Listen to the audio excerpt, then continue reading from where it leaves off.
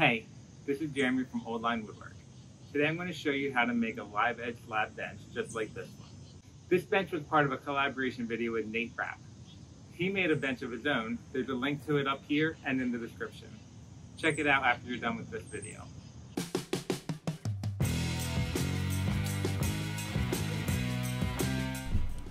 The first thing I did was mark out a line on the slab to split it to the width I wanted, which was about 12 inches wide.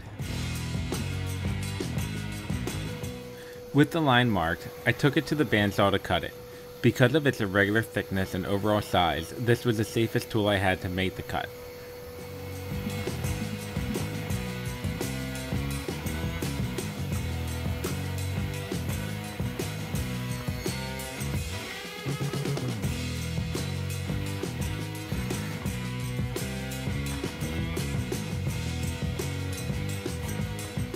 With the slab cut, it was time to flatten it, so I put away my bandsaw and got my router sled ready.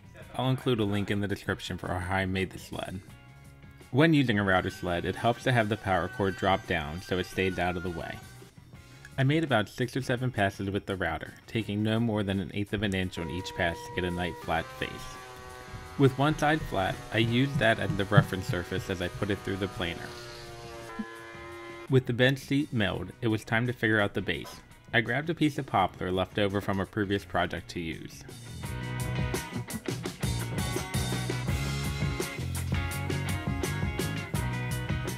I measured and marked the stock for the various cuts, and then using the miter saw, I cut them out. I took the pieces to the table saw next to rip them to the appropriate width of 1 1/2 inches.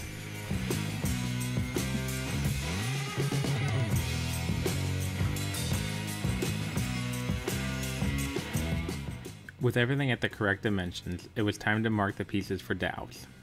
I laid out the legs and using a pencil drew a line across the joints where I wanted the dowels to be. I then cut a 5/16 inch dowel into 8 pieces, each about 1.5 inches long.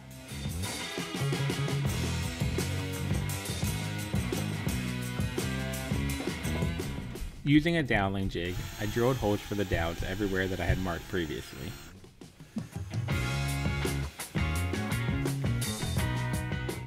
Then I put a dab of glue into each of the dowel holes, some on the inside of each joint, and then joined the pieces together, forming both legs before letting them dry overnight.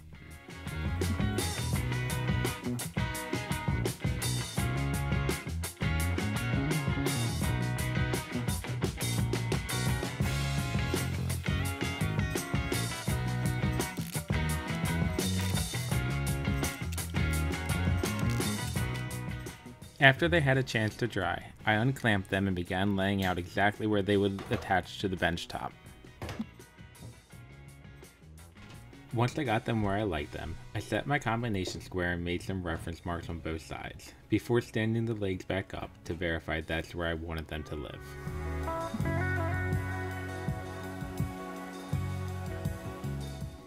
To attach the legs, I used pocket screws. I made sure the depth collar on the bit was set to the right depth, and then drilled out one hole in the top of each leg.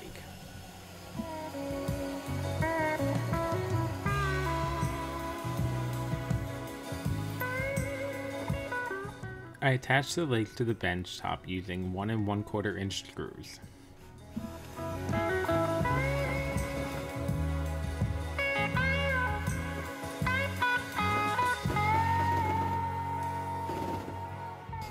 After screwing the legs into place, they were pretty wobbly, so I clamped some squares in place and measured the distance between the legs for a support piece.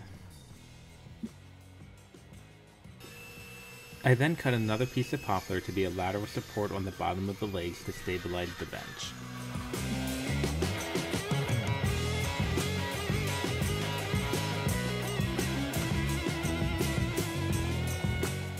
I made sure the overhang of my support piece was even on both sides, and then marked where it would overlap the legs.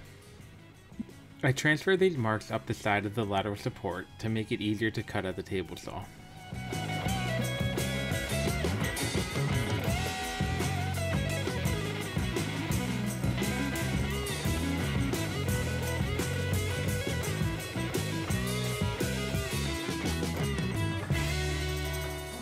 I set the height of the table saw blade to be about 1/2 the height of the board.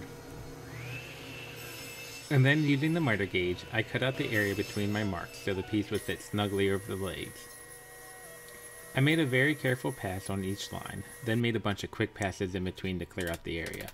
Since I was using a flat tooth saw blade, the notch didn't need to be cleaned up at all. I then test fit the piece. With everything now ready, it was time to do a final sanding as I was in the finishing steps of the build. I sanded everything starting at 80 grit, up to 120 grit, and finally 220 grit. With everything sanded, it's time for final assembly. I added some glue to the notches in the lateral support and put it in place with a few whacks of my mallet.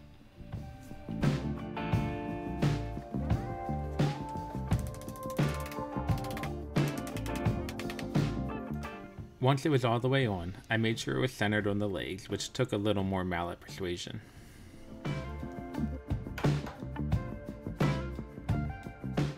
Now it was time to test it out. I moved it off my workbench into the floor and gave it a try.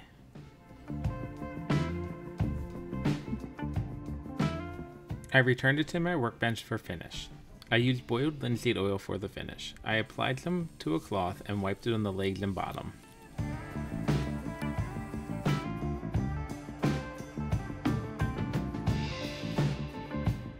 Then I flipped the bench over and poured a little oil on top and spread it around with that same cloth.